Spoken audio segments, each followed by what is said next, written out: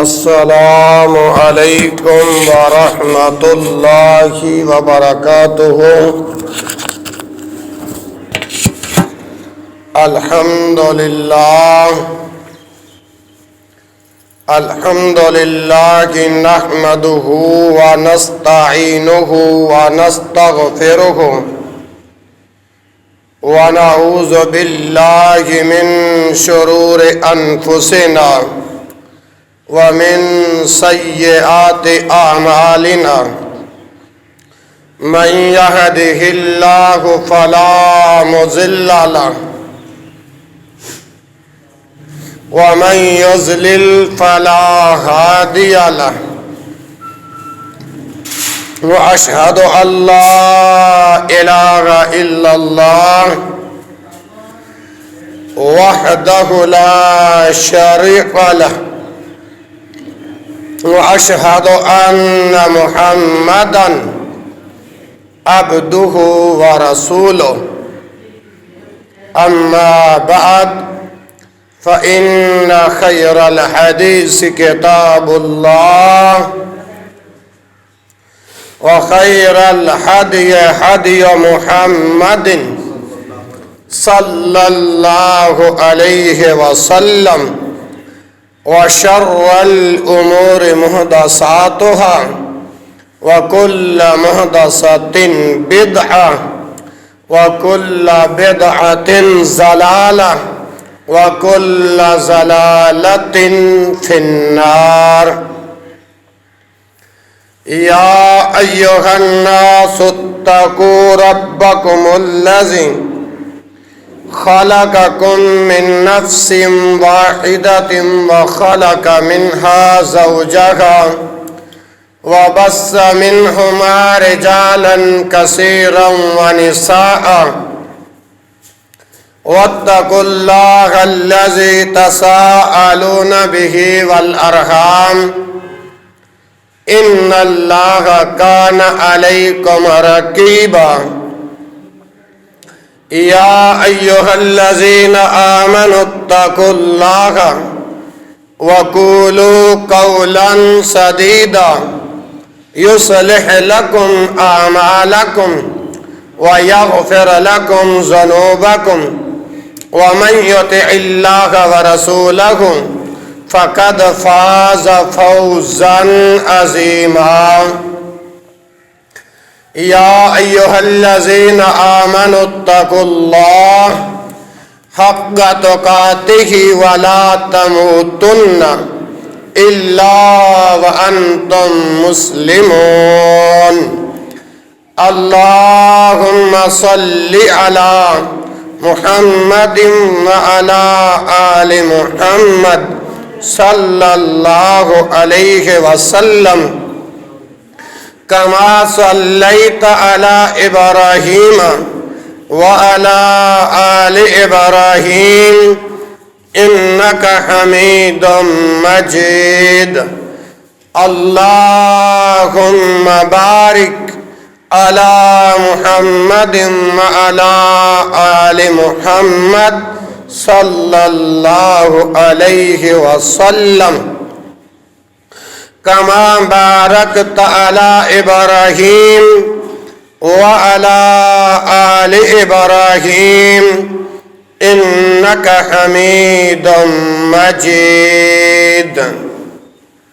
سبحانك لا علم لنا إلا ما علمتنا إنك أنت العليم الحكيم۔ أعوذ بالله السميع العليم من الشيطان الرجيم من همزه ونفخه ونفسه بسم الله الرحمن الرحيم۔ يا أيها الذين آمنوا اتقوا الله يا أيها الذين آمنوا أطيعوا الله وأطيعوا الرسول ولا تبطلوا أعمالكم تمام تر حمد و ثنا اللہ ذوالجلال والاکرام کی ذات اقدس کے لیے خاص ہے، جو کائنات کے نظام کو چلانے والا ہے، بگڑی بنانے والا ہے، غوث اعظم ہے، داتا ہے، گنج بخش ہے، رنج بخش ہے۔ درود و سلام امام الانبیاء، خطیب الانبیاء، امام المجاہدین، سید الکونین و سید الثقلین، امام الحرمین، امام القبلتین، امامنا فی الدنیا و امامنا فی الآخرہ جناب محمد الرسول اللہ صلی اللہ علیہ وآلہ وسلم کی ذات بابرکات پر درود و سلام کا نذرانِ عقیدت پیش کرنے کے بعد، بزرگوں، ساتھیوں، مستمعین و ناظرین، اللہ رب العالمین کے فضل سے اور اس کی خاص رحمت سے اور محترم بھائی ارشاد اللہ صاحب اور محترم جناب لال خان صاحب اور اس علاقے کے غیور و جسور بھائیوں کے توسل سے اور اللہ کے خاص فضل سے آج آپ کے اس علاقہ میں 22 جنوری 2021 کے خطبہ جمعۃ المبارک دینے کے حوالے سے اللہ نے حاضری کا موقع عطا فرمایا۔ دعا فرمائیں کہ خالق کائنات یہ جمعہ میرے اور آپ کے لیے بخشش کا بہانہ بنا دیں، مغفرت کا خزانہ تیار کر دیں۔ بھائیوں، بلا تمہید میں اپنی گفتگو کا آغاز کرتا ہوں، اور میرے محترم جنگ سے میرے ساتھ چل کر آنے والے بھائی نواز صاحب اور آپ تمام بھائیوں کا مشکور ہوں جنہوں نے کلام اللہ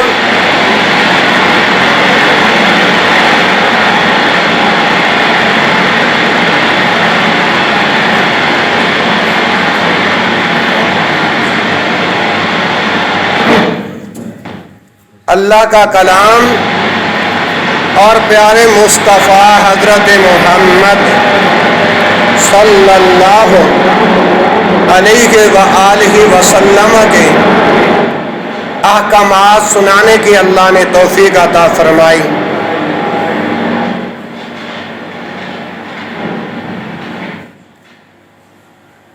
جی، تو میں عرض کر رہا تھا،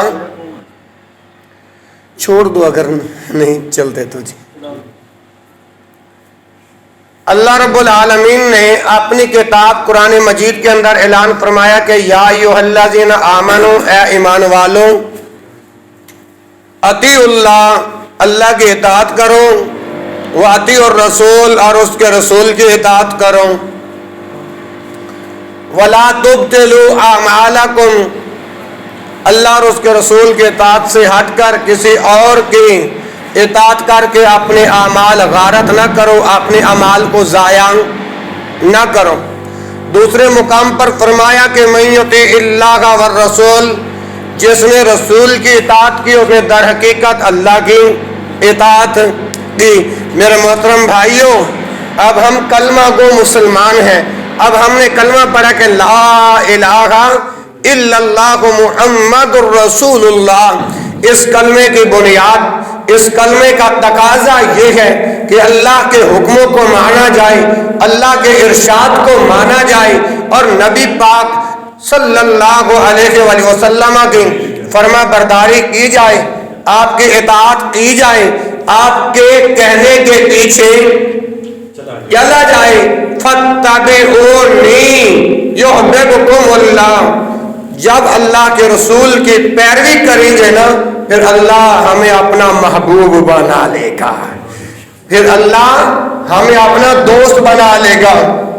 تو میرے محترم بھائیوں، اب توجہ کرنا، ویسے تو زندگی کے ہر معاملے میں اللہ اور اس کے رسول کی اطاعت کرنی چاہیے، لیکن آج افسوس کی بات یہ ہے کہ ہم کلمہ بھی پڑھتے ہیں اور نبی پاک صلی اللہ علیہ وآلہ وسلم کے حکموں کی مخالفت بھی کرتے ہیں۔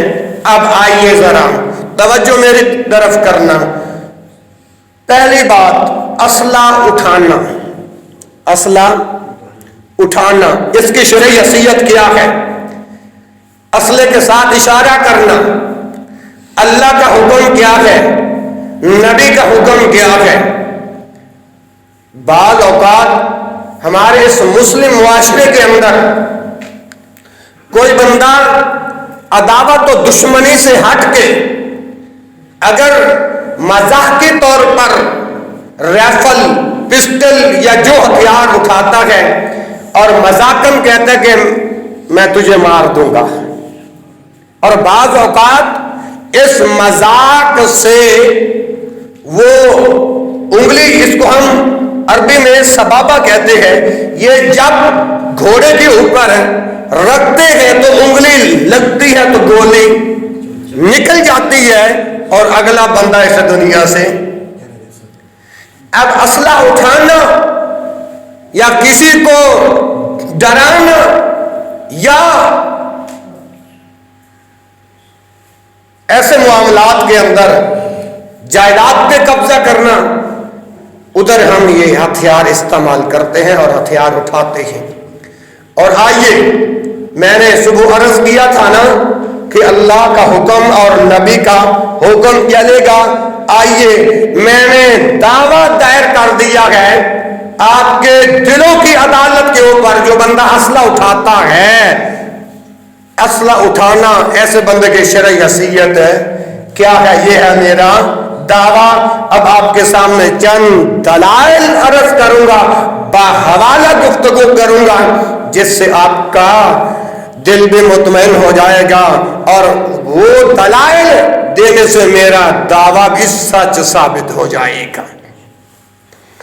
مسلمان بھائیوں، بزرگوں اور ساتھیوں، اب جو روایت پیش کرنے لگا ہوں اپنے دعوے پر، پہلی دلیل صحیح مسلم کتاب الایمان، صحیح مسلم کتاب الایمان۔ جب مسلم، آپ یہ بک ہے حدیث کی جب آپ اٹھاؤ گے، اس کے اندر ایک چیپٹر ہے کتاب الایمان، جب آپ اس کو اوپن کرو گے پھر اس کے ساتھ احادیث کا نمبر ہوگا۔ بھائی توجہ میری طرف، میں آپ کا مہمان ہوں، دعا کرو اللہ مجھے آپ کے ساتھ پکا مہمان بنا دے۔ ہاں جی، اچھا، تو جب آپ یہ چیپٹر نکالو گے تو یہاں اس حدیث کے ساتھ نمبرنگ بھی ہوتی ہے، تو اس حدیث کا نمبر ہے 99۔ حوالہ آ گیا، پہلے میں نے دعویٰ دائر کی ہے، دعویٰ دائر کرنے کے بعد حوالہ دیا ہے، ابھی تک میں نے دلیل دی نہیں ہے، ابھی حوالہ دیا ہے، حوالے کے بعد راوی کا نام پیش کرنے لگا ہوں، ایاس بن سلمہ۔ ایاس بن سلمہ نے اپنے والد سے روایت کیا، یہ راوی کا نام آ گیا۔ اب انہوں نے جو نبی کریم صلی اللہ علیہ وآلہ وسلم سے جو بیان کیا ہے، یعنی اب یہ راوی انہوں نے اپنے والد سے، ان کے والد نے امام الانبیاء سے جو سنا وہ بیان کرتے ہیں۔ اب جو راوی کائنات کے امام کا فرمان بیان کرے اس کو متن کہا جاتا ہے۔ کیا کہا جاتا ہے؟ متن۔ اور متن جو عربی عبارات ہوتی ہے اس کو متن کہا جاتا ہے. اور آئیے جینون حوالہ پیش کر دیا ہے اور جینون بات پیش کرنے لگا ہوں. کائنات کے امام کا کلمہ پڑھنے والوں، آمینہ کے لال نے فرمایا تھا من صلی علینا السیف فلیس منا. یہ کس کا فرمان ہے؟ رسول اکرم صلی اللہ علیہ وآلہ وسلم کا. فرمایا من صلی علینا السیف فلیس منا. اب جو آپ کا فرمان متن کی صورت میں آپ کے سامنے پڑا ہے، اب اس کا ترجمہ کیا ہے. من صلی علینا السیف، جس نے ہمارے مسلمانوں پر ہتھیار اٹھایا. ہتھیار من صلی علینا السیف. ماشاءاللہ بھائی ارشاد اللہ صرف ناف جانتے ہیں. علینا نون جہاں آتا ہے اور معنی جمع کا ہوتا ہے. من صلی علینا السیف فلیس منا.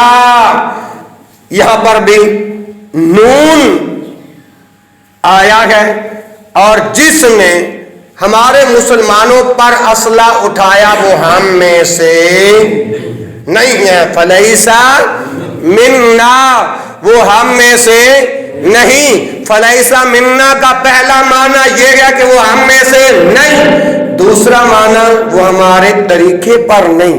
تیسرا معنی وہ ہمارے حکم پر ہے نہیں. چوتھا معنی وہ ہمارا نبی نہیں اور میں ان کا. یہ 4 معنی میں نے بیان کیے ہیں. اچھا، عمل کے لیے کتنی حدیثوں کا ہونا ضروری ہے؟ ایک. لیکن میں دوسری حدیث بھی پڑھ دیتا ہوں.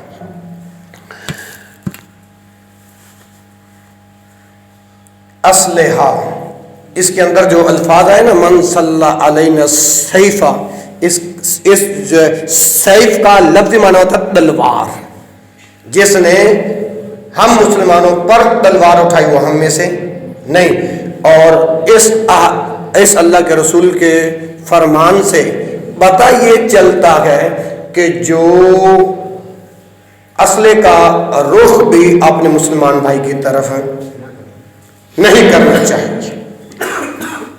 حضرت ابو ہریرہ رضی اللہ عنہ سے روایت، امام الانبیاء حضرت محمد رسول اللہ صلی اللہ علیہ وآلہ وسلم نے ارشاد فرمایا، توجہ ہے نا جی، من اشار الى اخیہ بحدیدۃ فإن الملائکۃ تلعنہ حتی یدعہ وإن کان اخاہ لأبیہ وأمہ.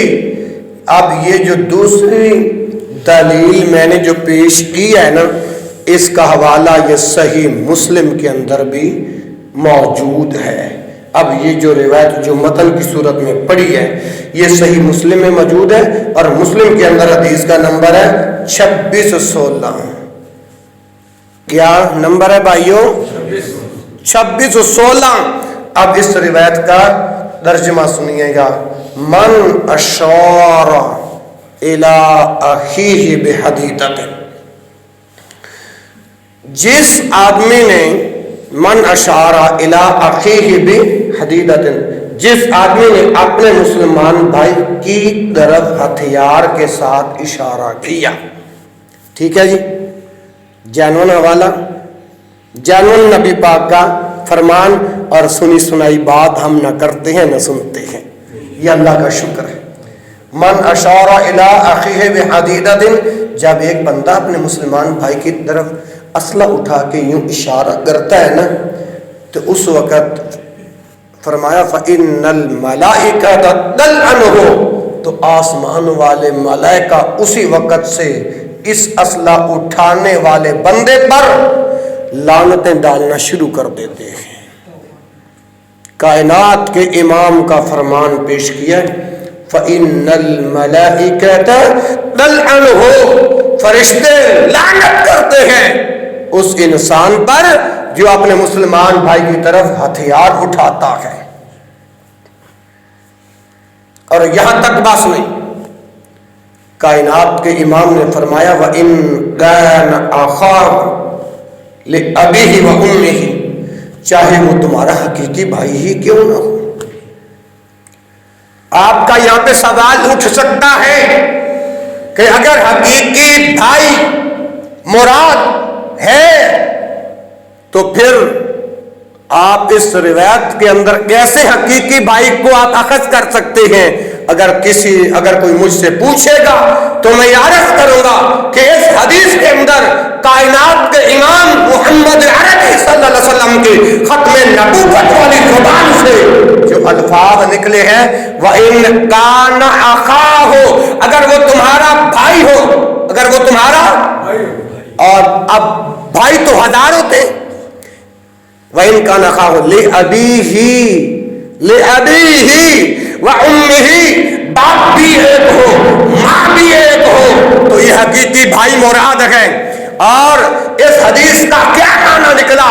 اگر ایک ماں کے بطن سے، جہاں سے تو آیا ہے، اگر تیری ماں، تیری والدہ محترمہ کے اس بطن سے جو دوسرا بھائی آئے گا، اس اپنے حقیقی بھائی کی طرف اگر تو اسلحہ اٹھائے گا یا اسلحے کا رخ کرے گا، کائنات کے امام نے بیان فرمایا وہ میرا امتی نہیں اور میں ان کا نبی نہیں۔ تو اسلحہ بھی نہیں اٹھانا چاہیے، بعض اوقات مذاق کے طور پہ اٹھاتے ہیں، نہ بھائی نہیں اٹھانا چاہیے۔ اگر کسی سے قبضہ کرنا تو پھر اسلحہ اٹھاتے ہیں، نہ بھائی اس طرح نہیں اٹھانا چاہیے، قانونی کارروائی، قانون کو ہاتھ میں نہیں لینا چاہیے۔ اسی طرح اپنے حقیقی بھائی ہی کیوں نہ ہو تو کسی صورت میں اسلحہ نہیں اٹھانا چاہیے، اور بلکہ اسلحہ اٹھانا تو درکنار، اسلحے کی طرف رخ بھی نہیں کرنا چاہیے۔ اب جس مسلمان کے اندر یہ عیب پایا گیا تو وہ بندہ اگر کلمہ پڑھ کے اپنے مسلمان بھائی کی طرف، یار تو اس مسلمان بھائی پہ ہتھیار اٹھاتے ہو جس کائنات کے امام کا تم نے بھی کلمہ پڑھے، اور جس پر ہتھیار اٹھایا جا رہا ہے اس نے بھی تو اللہ کے رسول کا کلمہ پڑھے۔ اس علاقے کے غیور و جسور پروانوں اور دیوانوں قرآن و حدیث کے سنتے جاؤ، سنن ابی داؤد کھولو، دوسری جلد کھولو، بابا لال خان توجہ، اور کتاب الادب کھولو، ابن عمر ہے رضی اللہ عنہما، انہوں نے ایک مرتبہ اپنی نظر کو کعبۃ اللہ کی طرف بلند کیا، اللہ کے گھر کی طرف بلند کیا۔ ابن عمر نے اپنی نظروں کو اللہ کے گھر کی طرف اٹھایا اور کیا کہا؟ معظمک وما اعظم حرمتک، دلائل کے ساتھ خطبہ دے رہا ہوں اور اللہ سے دعا کرتا ہوں کہ اللہ سمجھنے کی توفیق عطا فرمائے۔ ہاں جی، فرمایا معظمک وما اعظم حرمتک، اے کعبہ تیری عزتوں کے کیا کہنے، تیری رفعتوں کے کیا کہنے، تیری بلندیوں کے کیا کہنے، لیکن اے کعبہ آج ابن عمر کی بات کو بھی سن لے۔ تو فرمایا والمؤمن اعظم حرمتا عند اللہ منک، فرمایا اے کعبہ ایک مومن کی عزت، ایمان والے کی عزت، اللہ کا گھر کعبۃ اللہ، اللہ کا گھر بیت اللہ سے بھی کہیں زیادہ بڑھ کے ہے۔ اللہ کے گھر کی کتنی شان ہے کہ نہیں؟ ایک ایمان والے بھائی کی عزت اللہ کا گھر کعبۃ اللہ سے بھی زیادہ ہو، اور اس مسلمان کی طرف یوں اسلحہ اٹھا کر رخ کریں، تو یارو یہ شریعت کے اندر اجازت ہے۔ تو جو بندہ ایسا اپنے مسلمان بھائی کے اوپر یوں اسلحہ اٹھاتا ہے یا اسلحے کا رخ کرتا ہے تو کائنات کے امام نے بیان فرمایا کہ وہ میرے طریقے پر، میرے حکم پر، میں قبرستان میں کھڑا ہو کے نہیں بات کر رہا، زندہ دل لوگوں کو خطبہ جمعہ دے رہا ہوں، تو فرمایا کہ وہ میرے طریقے پر ایک انسان نبی کا کلمہ بھی پڑھتا ہے، اپنے مسلمان بھائی پر ہتھیار اٹھاتا، وہ کلمہ اس کا پڑھنا اس کو فائدہ دے گا؟ ہرگز نہیں دے گا۔ دعا کرو اللہ ہمیں ایسے جرائم سے بچنے کی توفیق عطا فرمائے۔ آپ کہیں گے کہ بھائی آپ نے جرائم کا لفظ استعمال کیا ہے، لیکن ابھی تو آپ نے ایک جرم ثابت کیا ہے، آئیے آگے چلتے ہیں۔ اللہ اکبر۔ ایک مسلمان ہے دوسرے مسلمان کو جو ہے نا دھوکہ دیتا ہے۔ اب یہ دوسرا جرم بیان کر رہا ہوں، اور قرآن و حدیث کی روشنی کے اندر اصلاح کرنے کی کوشش کر رہا ہوں۔ بندہ جب بیمار ہوتا ہے تو ڈاکٹر کے پاس جاتا ہے کہ ڈاکٹر صاحب دوائی دے دو، میڈیسن دے دو۔ اسی طرح جب ہمارے اندر یہ جرائم پائے جائیں تو ہماری اصلاح اللہ کے قرآن سے اور مدینے والے مصطفیٰ کے فرمان سے ہوگی۔ اب ایک مسلمان دوسرے مسلمان کو دھوکہ دے رہا ہے۔ روز ہمارا زندگی میں کتنے معاملات ایسے ہوتے ہیں، حتیٰ کہ بعض ایسے نوجوان ان موبائلوں سے جو وہ ایزی پیسہ کچھ نکلواتے ہیں تو ان کے نمبر پر 37 سے میسج آتا ہے، وہی میسج ایک سادہ لو انسان کو میسج بھیجتے ہیں، پھر اپنی عورتوں سے فون کرواتے ہیں کہ بھائی غلطی سے ہمارا آپ کی طرف ایزی پیسہ آ گیا ہے، ہم تو مزدور بندے ہیں، تو برائے مہربانی وہ 5000 روپے آپ کی طرف آ گیا تو آپ ہمیں واپس کر دیں۔ اگر جو سادہ لو انسان جس کا ایمان اتنا سٹرانگ اور مضبوط ہوتا ہے وہ کہتا ہے اچھا میں باجی تیرا 5000 کھا کے میں نے کوئی امیر تو نہیں بن جانا، لیکن آپ جیسے واپس کرواتی ہیں کروا لیں۔ پھر ایک پالیسی چل رہی ہوتی ہے نا دھوکے کی، اس کے بعد پھر یہ دکاندار یا وہ دھوکا کرنے والا خود جو ان معاملات کو زیادہ جانتا ہے، پھر وہ اس انسان سے سادہ لو جس کی طرف میسج بھیجا ہوتا ہے اس کی طرف کال کرتے ہیں، پھر وہ کہتا ہے یہ ملاؤ، اس کے اکاؤنٹ کے اندر جتنے پیسے ہوتے ہیں وہ سارے نکال لیے جاتے ہیں۔ آج ہمارے اس مسلم معاشرے میں دھوکے کی ایک یہ بہت بڑی صورت چل رہی ہے۔ تو آئیے مسلم سے 2 حدیثیں پیش کر چکا ہوں، اب صحیح مسلم سے تیسری حدیث پیش کرنے لگا ہوں۔ اب یہ جو میں نے جو دوسرا عیب بیان کیا ہے وہ ہے دھوکہ دینے والا۔ اب صحیح مسلم کے اندر یہ روایت ہے 102، صحیح مسلم میں یہ روایت ہے 102 ہے۔ راوی اس کے ابو ہریرہ ہیں رضی اللہ عنہ، اور پتہ ہے ابو ہریرہ کون ہے؟ 5374 حدیثوں کا راوی ابو ہریرہ، اور بعض الناس تو اسے غیر فقیہ کہتے ہیں۔ اللہ کی قسم ہم جب ابو ہریرہ کا نام لیتے ہیں ہمارا ایمان بڑھ جاتا ہے۔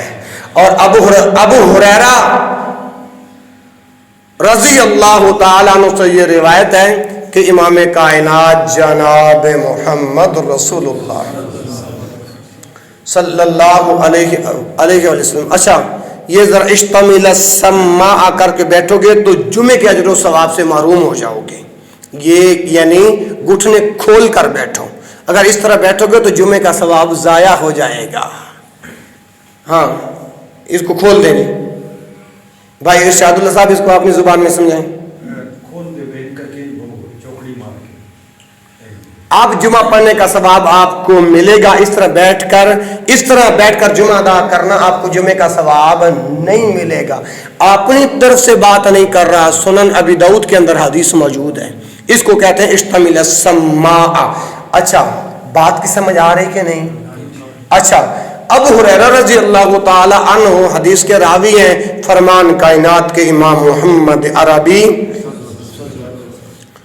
یارو مرشد اعظم کا نام لیا ہے، اور ہماری زبانوں نے اتنی حرکت نہیں کی کہ ہم صلی اللہ علیہ وآلہ وسلم پڑھ لیں.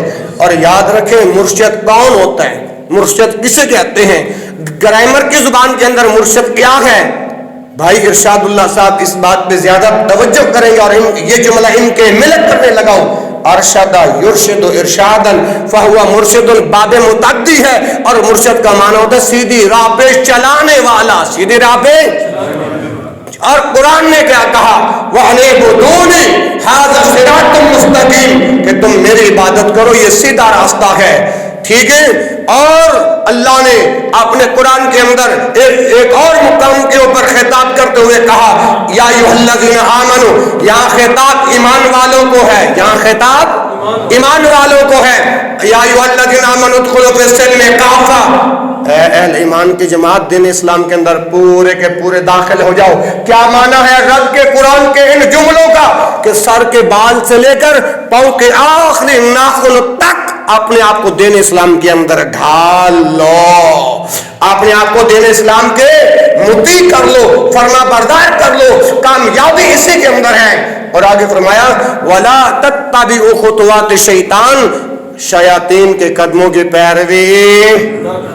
اب شیطان تو کہتا ہے اللہ کے رسول کا جب نام آئے تو کبھی درود نہیں پڑھنا, لیکن جو رحمان کے بندے ہیں جب ان کے امام کا نام آئے گا, ان کے مرشد کا نام آئے گا تو یہ کنجوس نہیں بنے گے, اپنے مرشد کا نام سن کر اپنی زبانوں کو حرکت میں لائیں گے اور درود پڑھیں گے جناب محمد علیہ وآلہ وسلم کا فرمان. ابو ہریرہ بیان کرتے ہیں. اور دھوکہ کون سا ہے, دعویٰ کون سا ہے؟ پہلا دعویٰ میں نے دائر کر کے مسلم سے 2 دلیلیں دے کے اپنے دعوے کو سچ ثابت کر دیا. اب میرا دوسرا دعویٰ ہے دھوکہ دینا, جس کی ایک آج کل کے دنوں کے اندر جو دھوکہ سٹرینڈ جو چل رہا ہے وہ فیکٹ ایگزامپل آپ کے سامنے بیان کیا ہے. اور پھر اب یہاں پر نبی کی بات آپ کے سامنے دلیل کی صورت میں رکھوں گا, میرا دعویٰ سچ ثابت ہو جائے گا.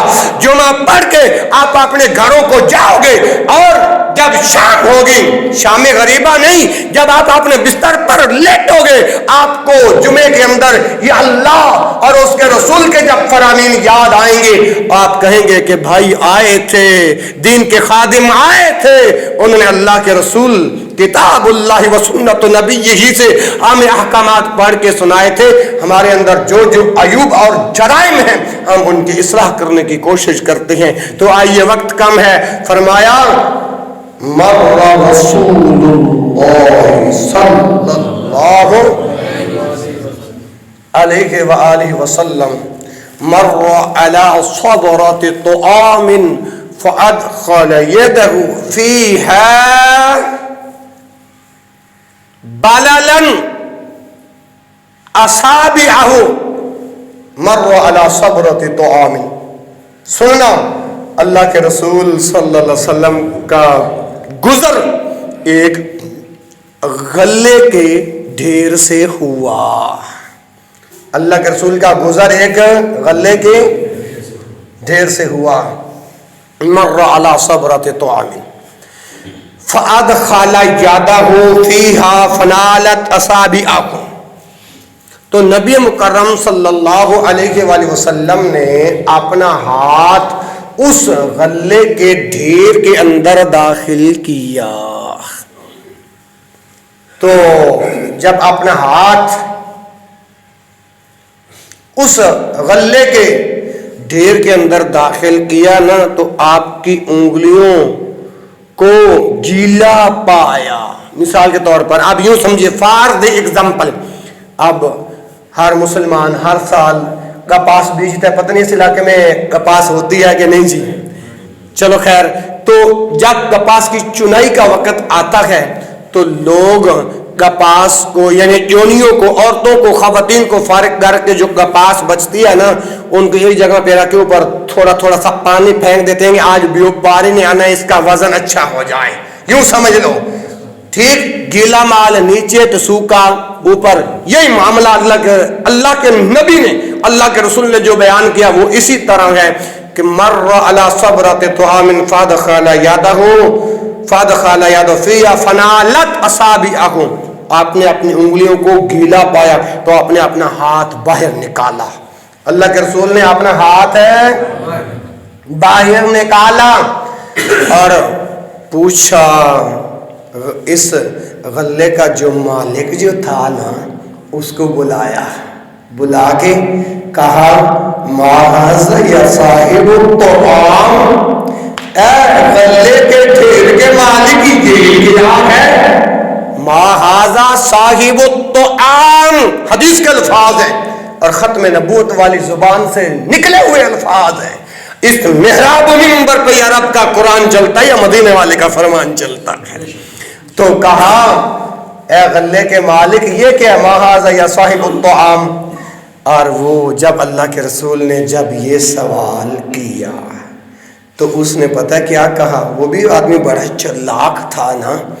اس نے کہا افلا جعلتہ فوق الطعام اصابتہ السماء یا رسول اللہ، اے اللہ کے رسول آسمان سے بارش ہوئی ہے.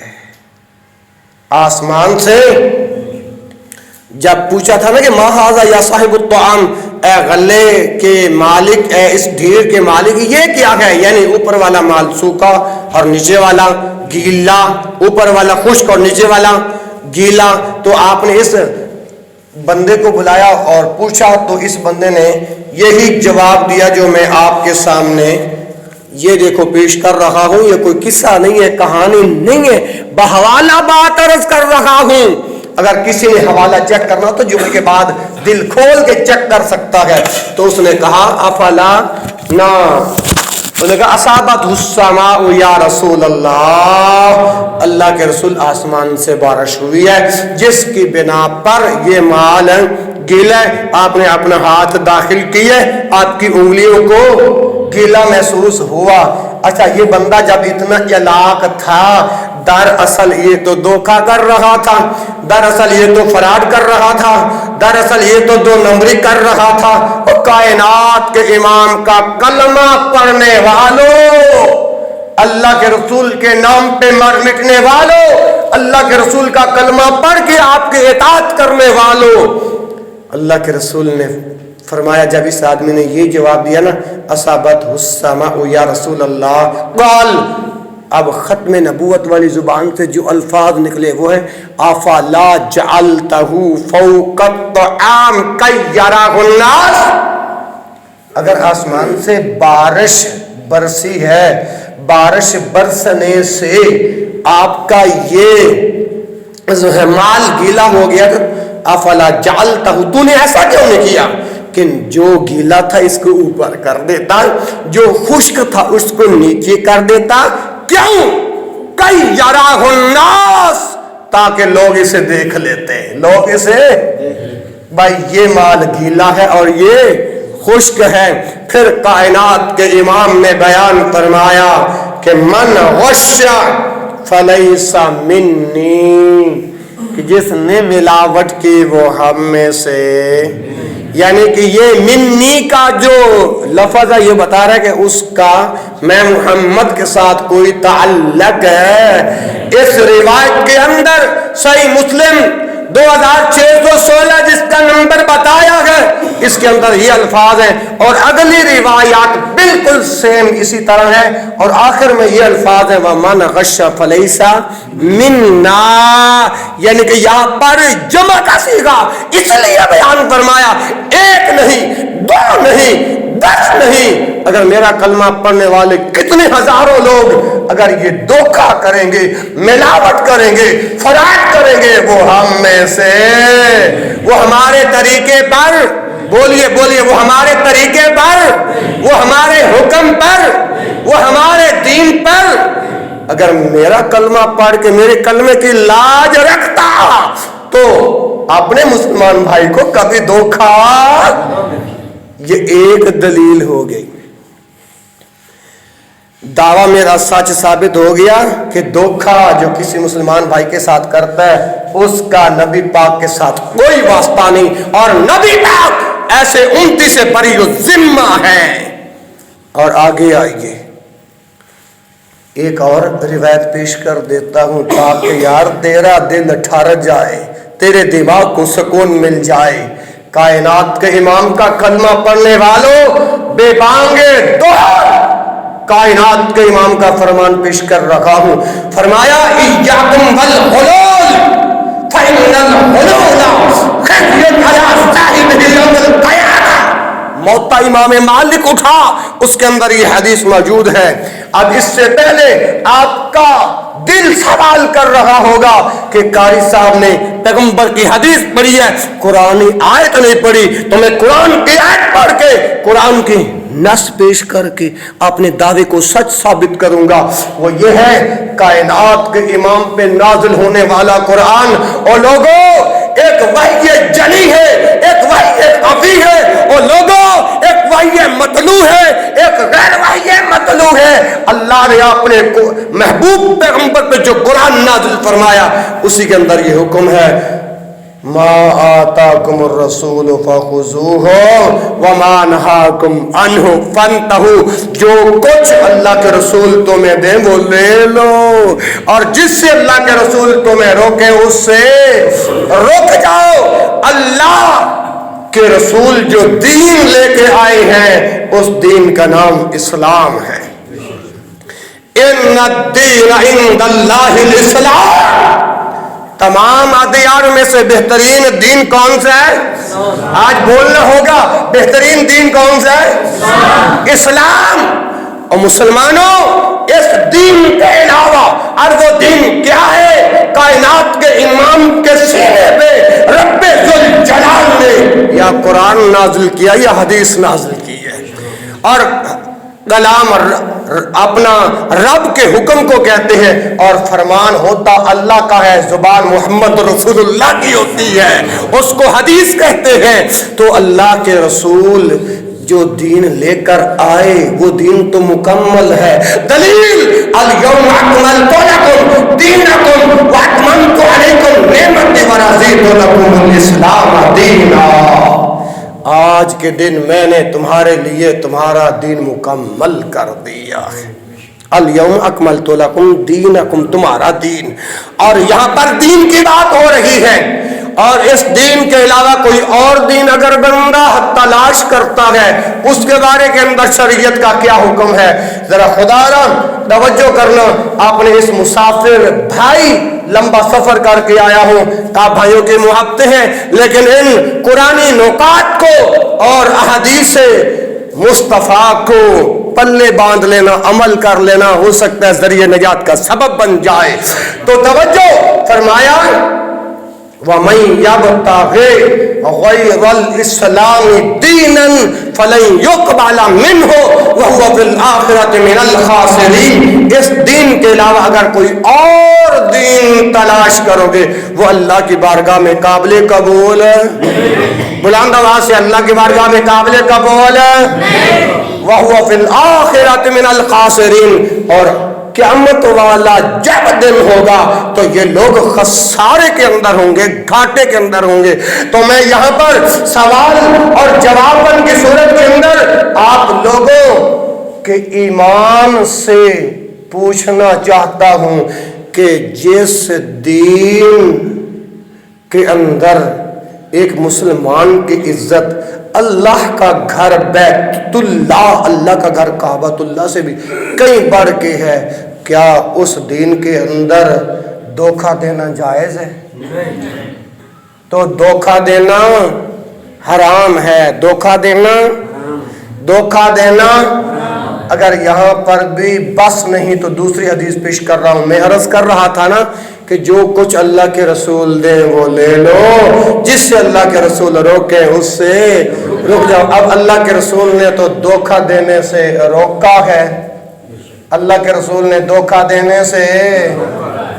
اب یہاں پر ایک سوال اٹھتا ہے، اللہ روکے، محترم بھائی ارشاد اللہ صاحب ہیں بابا لال خان، اللہ روک رہا ہے، میں اور آپ رکنے میں نہیں آ رہے، اور جس نبی کا کلمہ پڑھ کے میں اور آپ مسلمان کہلواتے ہیں وہ مصطفیٰ ہمیں روک رہا ہے، میں اور آپ رکنے کے اندر آتے نہیں۔ بتائیے نا ذرا، مجھے بھی بتا دو نا کہ وہ کون سی چیز ہے اللہ روکے میں اور آپ نہ رکنے میں آئے، رسول روکے جس کا ہم نے کلمہ پڑھا پھر بھی میں اور آپ رکنے میں نہ آئیں، تو پھر شریعت کا کیا حکم لگتا ہے ہمارے اوپر؟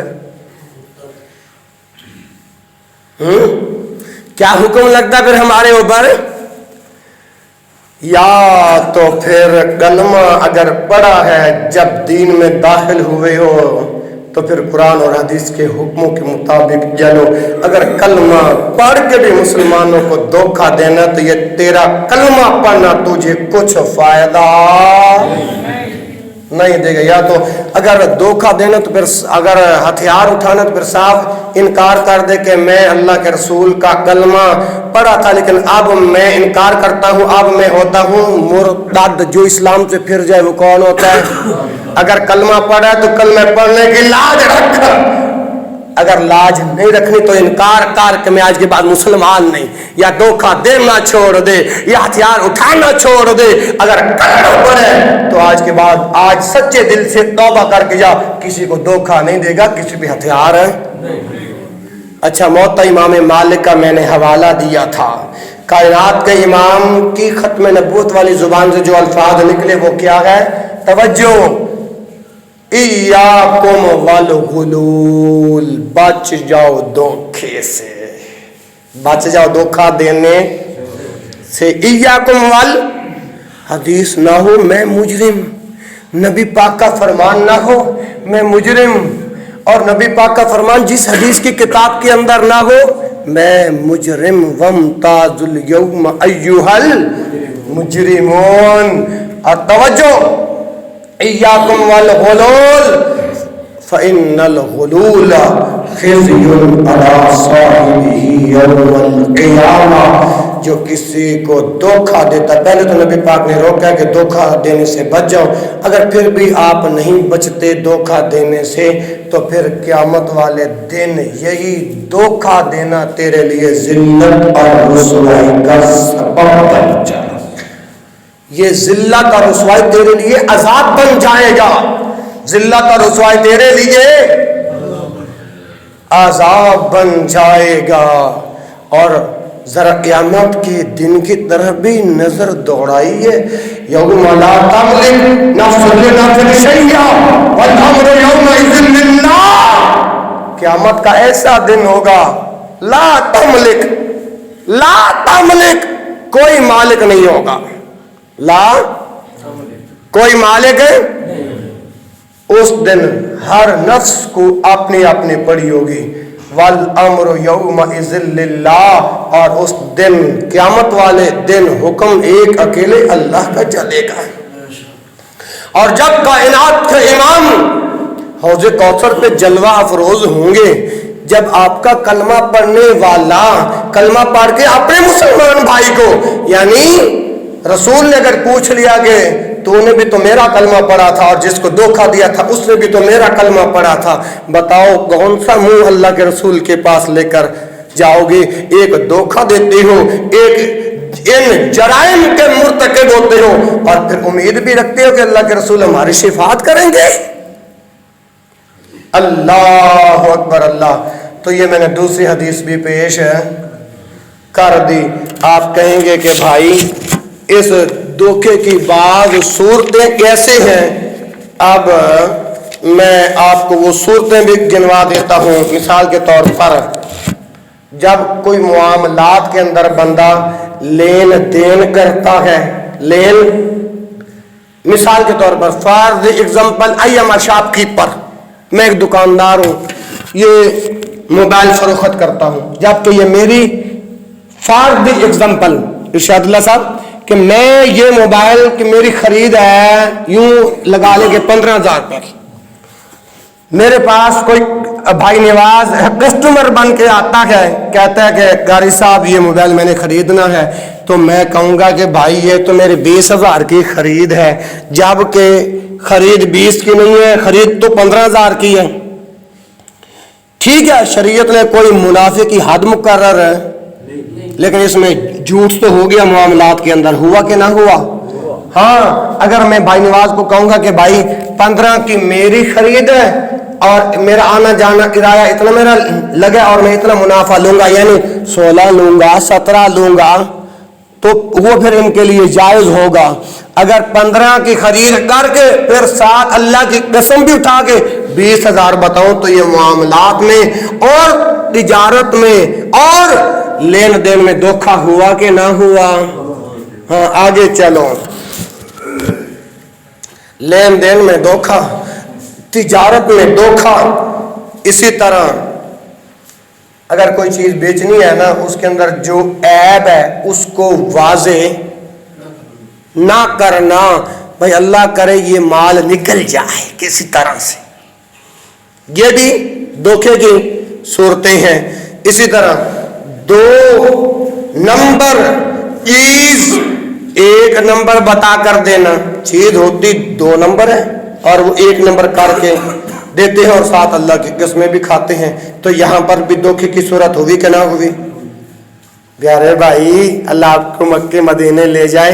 ये जरा कुरान हदीस सुन ले, बस खुतबा जुमा का वक्त पूरा होने वाला है। बताइए जरा ये धोखे की सूरतें है कि नहीं? 2 नंबर चीज को 1 नंबर बना कर देना धोखा है कि नहीं भाइयों? है ना जी। तो आगे आइए। इसी तरह बाहर जाने के लिए उम्र को थोड़ा बताना, जबकि उम्र ज्यादा होती है। उम्र है लेकिन बाहर जाने के लिए उम्र का थोड़ा बताना, तो ये भी एक धोखे की सूरत है। इसी तरह रिश्ते के मामले के अंदर बच्ची की उम्र ज्यादा होती है और हमारे ज़हनों के अंदर होता है कि अगर हमने बच्ची की ज्यादा उम्र बताई तो ये लोग हमारा रिश्ता कबूल नहीं करेंगे, तो लिहाजा लड़की की उम्र ज्यादा होती है और हम थोड़ी उम्र बताते हैं ताकि रिश्ता हो जाए। मुस्लिम मुआशरे के अंदर ये धोखे की सूरतें हैं। इसी तरह तालीम ज्यादा बताना जबकि उसकी तालीम थोड़ी हो। मिसाल के तौर पर, अब मैं आपका इमाम और खतीब हूं, मैं आपको बताऊं भाई इरशादुल्लाह साहब कि मैं जी ये पढ़ा हुआ हूं, मेरे पास जी ये डिग्रियां हैं। सिर्फ इमामत और खिताबत करने के लिए मेरी तालीम थोड़ी हो तो मैं आपको बताऊं कि मेरी तालीम बहुत ज्यादा है। आप कहोगे भाई इरशादुल्लाह साहब या सारे भाई इकट्ठे होकर कहोगे यार इस कारी साहब को रख लो, इसकी तालीम बहुत आला है या ज्यादा है, तो ये धोखा हुआ कि ना हुआ? बोलो यार, धोखा हुआ कि ना हुआ? हाँ, ये धोखे की सूरतें हैं ना। इसी तरह वो कुछ जाहिर करना जो इसमें नहीं, ये भी धोखे की सूरत है। इसी तरह जेली इसनाद बनवाना, जेली सनदें बनवाना और बाहर शो करना कि ये तो PhD का डॉक्टर है, जबकि उसके अंदर वो सलाहियत मौजूद है, तो ये भी धोखे की सूरत है कि नहीं? है ना जी। तो इसी तरह ये सब मामलात धोखे में आते हैं और जिनके अंदर ये जराइम और उयूब पाए गए। इमामुल अंबिया हजरत मोहम्मद रसूलुल्लाह सल्लल्लाहु अलैहि वसल्लम ने बरात का इजहार किया है, बरात का ऐलान ला तल्की की है जिनके अंदर ये उयूब पाए जाएं। और आइए, आज 22 जनवरी 2021 का आज के इस जुमे का आखिरी पैगाम ये है कि अगर कोई इंसान का दुश्मन है ना, दुश्मन, अगर उसके सामने सांप आ गया है, स्नेक, ठीक, वो इस बदले की वजह से आप उस सांप को नहीं मारता, क्यों कि ये मेरा दुश्मन है, और बल्कि बद दुआएं कर रहे होते हैं या दुआएं कर रहे होते हैं अल्लाह करे कि ये सांप इनको डस ले, ये सांप इनको, ये फौत हो जाएगा, इसके यतीम बच्चे हैं, चलो इसकी जमीन तो मेरे कब्जे में आ जाएगी, जो इस वजह से सांप को नहीं मारता। हालांकि सांप एक जहरीला जानवर है, اس کو مارنا چاہیے. اس کو جو لوگ اپنے دشمن کے اوپر حاوی ہونے کے لیے، مسلط ہونے کے لیے، غلبہ حاصل کرنے کے لیے اس کے سانپ کو مارتے نہیں. آج یہ پیغمبر کی حدیث سن لیں. سنن ابی داود، سنن ابی بھائی نواز گھڑی کا وقت کتنا ہوا؟ اچھا ٹھیک. اچھا سنن ابی داود 5250 5250 حدیث کا نمبر ہے اور حوالہ سنن ابی داود کا ہے اور راوی اس کے ابن عباس رضی اللہ عنہما ہیں. یعنی بدلے کے خوف سے، بدلے کے ڈر سے سانپ کو نہ مارنا. راوی ابن عباس، روایت سنن ابی داود میں، اور ابن عباس کائنات کے امام محمد رسول اللہ صلی اللہ علیہ وآلہ وسلم نے ارشاد فرمایا: من ترک الحیات مخافة طلبهن، من ترک الحیات مخافة طلبهن فلیس منا ما سلمناهن منذ حاربناهن. اب یہ جو روایت پڑھی ہے نا، اس کا ترجمہ سنیے. من ترک الحیات، ہا یا مشدد الف تا حیات، اس کا معنی ہوتا ہے سانپ. سانپ کو عربی میں کیا کہتے ہیں؟ حیات. دو اکھوں والا ہا نہیں، ہا حلوے والا اس کے ساتھ حیات. من ترک الحیات، جس نے سانپ کو چھوڑ دیا مارنے کی وجہ سے یا انتقام لینے کی وجہ سے، مخافت طلبہن، بلکہ بامحاورت ترجمہ کر دوں. بابا لال خان نے کہا تھا کہ ہمیں بامحاورت ترجمہ کر دینا، کیونکہ یہاں پر اہل علم تو نہیں ہے جو ایک ایک لفظ کا آپ معنی بیان کرو گے. من ترک الحیات مخافت طلبہن، یعنی جو سانپوں کو ان کے انتقام کے ڈر کی وجہ سے چھوڑ دے، فلیس منا، وہ ہم میں سے، بولیے وہ ہم میں سے ہے. پیغمبر کی حدیث پڑھی ہے، گج وج کے بولے وہ ہم میں سے نہیں. اور یہاں پر بھی بس نہیں، کائنات کے امام محمد رسول اللہ صلی اللہ علیہ وسلم نے فرمایا: ما سلمناہن، ما سلمناہن، ہم نے ان سانپوں سے صلح نہیں کی، ان سانپوں سے صلح نہیں کی. اور آگے فرمایا: منذ حاربناہن، منذ حاربناہن، جب سے ہم نے ان سے جنگ شروع کر دی ہے. اب یہ پیغمبر کی حدیث پڑھی ہے، جس پیغمبر کا میں نے اور آپ نے کلمہ پڑھا، یہ اسی پیغمبر کا فرمان ہے. اس حدیث سے سبق کیا نکلتا ہے؟ کہ سانپ دشمن ہے، سانپ اور جو بدلے کی خوف کی وجہ سے سانپ کو نہیں مارتا تو وہ اس اللہ کے رسول کا کلمہ پڑھنے والے کا بھی دشمن ہے، اللہ کے رسول کا بھی دشمن ہے، اور ایسے بندے کا اللہ کے رسول کے ساتھ کوئی تعلق ہے نہیں. اچھا، میں آپ میں سے کوئی فرام اینیون پنڈی بٹیاں گیا ہے یا ادھر تحصیل چوک گیا ہے، تاخیر ہو گئی ہے، راستے میں آ رہا ہے، بائک کے اوپر ہے، لیکن راہ زنی جسے کہتے ہیں، اور ڈاکو حضرات وہ اپنا چہرہ کالے کپڑے کے ساتھ باندھ کے کھڑے ہوتے ہیں کہ کوئی ہمارا چہرہ نہ پہچان لے. اور جب آج رک جا، جب وہ بھائی رک جاتا ہے تو اس کے یہاں پر ہتھیار رکھتے ہیں اور کہتے ہیں جو کچھ ہے وہ نکال لیں، زبردستی چھین کے جو کچھ ہوتا ہے مال. یارو ایسے بندوں کے لیے بھی اللہ کے رسول کا فرمان ہوگا؟ بالکل ہے. اب یہ حدیث رواہ ترمذی، اس روایت کو امام ترمذی اپنی کتاب جو انہوں نے لکھی ہے نا کتاب ترمذی، اس کے اندر حدیث ہے 1651 51 اور راوی حضرت انس. یہ کون انس ہے؟ جس نے 10 سال اللہ کے رسول کی خدمت کی. اللہ کے رسول نے کبھی انس کو جھڑکا؟ اللہ کے رسول اپنے خادم انس کو نہیں جھڑکتے 10 سال کی موجودگی میں.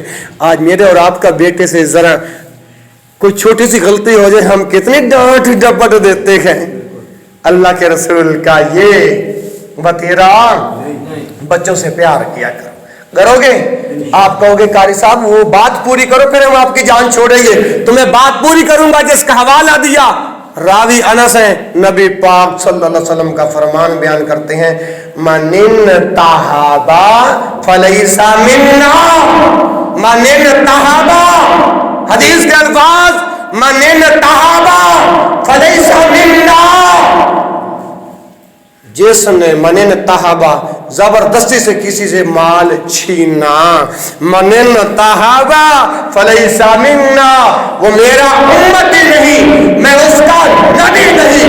تو اس حدیث سے ثابت ہو گیا یہ ڈاکو حضرات اللہ کے بندوں کو لوٹنے والے ہتھیار دکھا کر جبکہ میرے دلائل پہلے بھی دیے ہیں کہ ہتھیار اٹھانا حرام ہے، اسلحے کا ضبط کرنا حرام ہے، اللہ کے اپنے مسلمان بھائی کا زبردستی سے مال جو بندہ چھینتا ہے نبی پاک اس سے اعلان لا تلقی کرتے ہیں یہ میرا امتی نہیں اور میں اس کا نبی نہیں. اور ایک اور حدیث سنیے، یہ حدیث جامع الصغیر کے اندر موجود ہے اور حدیث کا نمبر ہے 5990. 5900. من انتہبا، رسول اکرم کا فرمان من انتہبا من ادعا ما لیس لہ. حدیث کے الفاظ ہیں دل کی تختی پہ لکھ لو.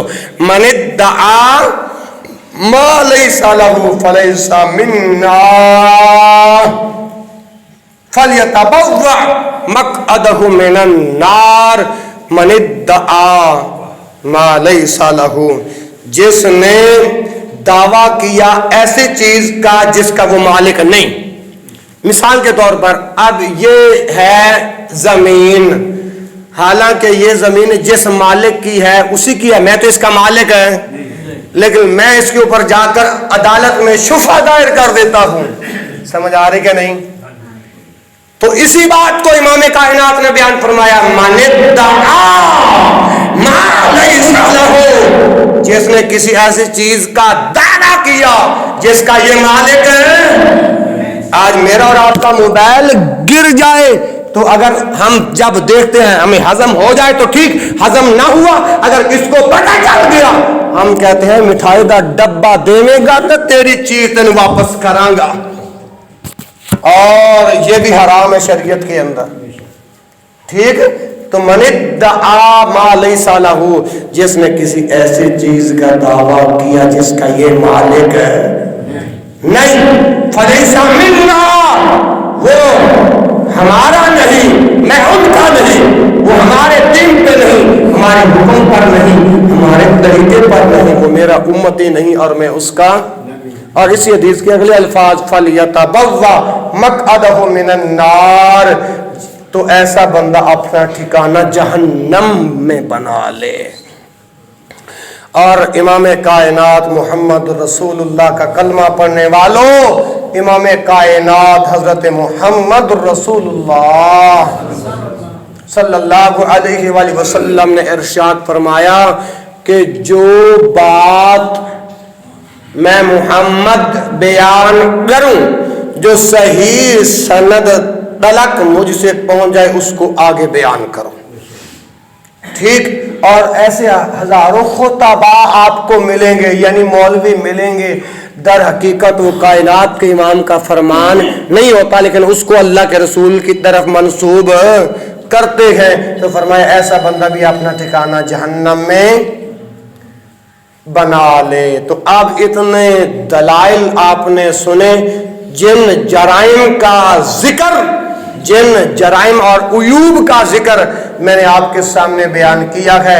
اصلاح کی ہے رب کے قرآن سے، مدینے والے پاک محمد صلی اللہ علیہ وسلم کے فرمان سے.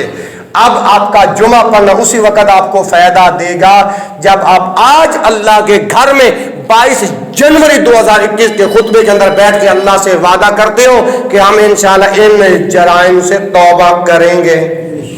پکا وعدہ ہے؟ پھر میں کہہ دوں اللہم اشہد، اللہ تو گواہ ہو جا، تیرے بندے آج تیرا حکم اور تیرے رسول کا حکم سن کے وعدہ کر رہے ہیں. اللہم اشہد، اللہ تو گواہ ہو جا، اللہ تم گواہ ہو جا، اور ان کی گواہی اپنی حق میں قبول کر لے، اور جتنی ان کی زندگی کی آخری سانسیں باقی ہیں رب کے قرآن مدینے والے پاک محمد رسول اللہ کے فرمان کے مطابق اللہ بسر کرنے کی توفیق عطا فرمائے. یہ پہلی ملاقات تھی، پہلی ملاقات کے ساتھ حاضر ہوا ہوں. اگر میرے پاک محمد کے رب نے چاہا، عمر کے رب نے چاہا، صدیق کے رب نے چاہا، علی کے رب نے چاہا، عثمان کے رب نے چاہا، تو پھر ملوں گا. دوسری ملاقات ایک بریک کے بعد. اللہ سے دعا ہے جو بیان کے اللہ عمل کرنے کی توفیق عطا فرمائے. سبحانک، فقیرانہ آئے تھے صدا کر چلے، میاں آپ خوش رہو ہم دعا کر چلے. سبحانک اللہم و بحمدک اشہد ان لا الہ الا انت استغفرک و اتوب الیک. وآخر دعوانا الحمد للہ رب العالمین.